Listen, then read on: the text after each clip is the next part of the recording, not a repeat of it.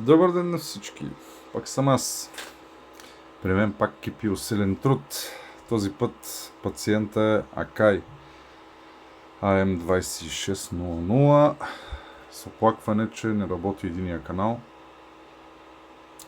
За щастие канал е здрав в един вид, че транзисторите му са здрави. Проблема е ето превключвателчетата.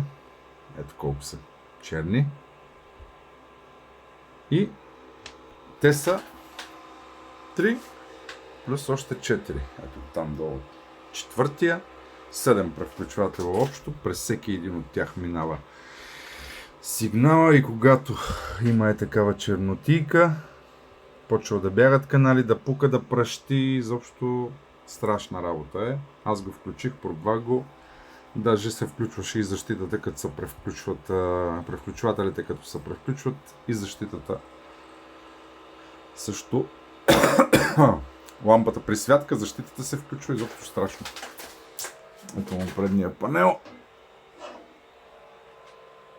Първо ще бъде почистен, ще бъде сменено и осветлението, че е изгоряло.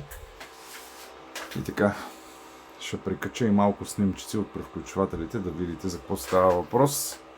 Частичен рекап. Ето колко кондензаторчета са извън норма. Примерени са с новото уръче с пинсетката, на която вече най-много вярвам.